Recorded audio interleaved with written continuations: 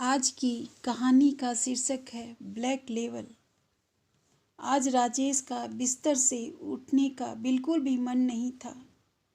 एक तो होली की छुट्टी, दूसरे सुधा की प्यार की खुमारी अभी तक उतरी नहीं थी।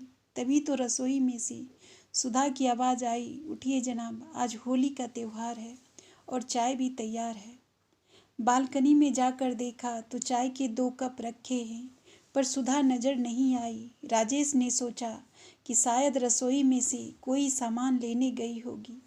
इतने में ही पीछे से दबे पांव आकर सुधा ने राजेश के दोनों गालों को लाल गुलाल से रंग डाला। पीछे मुड़कर देखा तो मैडम हंसकर कह रही थी, बुरा न मानो, होली है।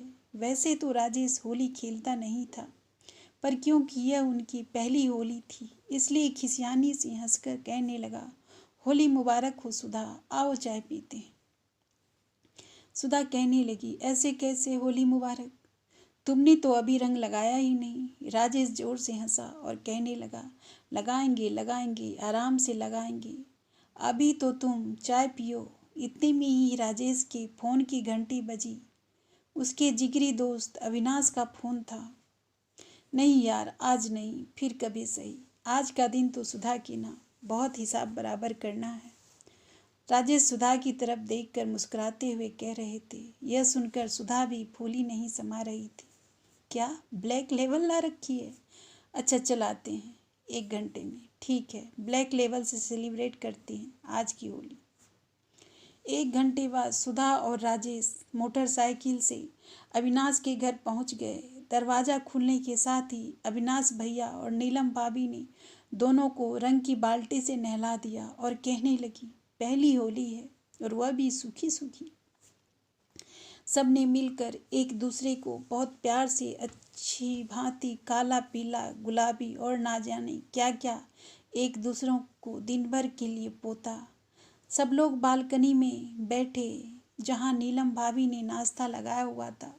अविनाश और राजेश ने तो ब्लैक लेवल की बोतल से अपने अपने लिए पैक बना लिए और फिर दोनों के लिए ग्लास में ब्रीजर डाल दी।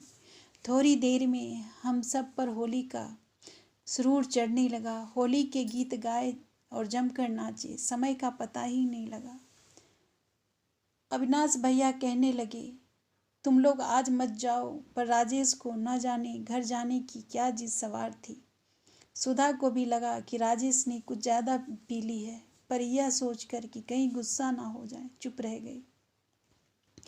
मोटरसाइकिल पर राजेश गाना गाते हुए, जिंदगी एक सफ़र है सुहाना, तेज तेज मोटरसाइकिल चलाने लगी।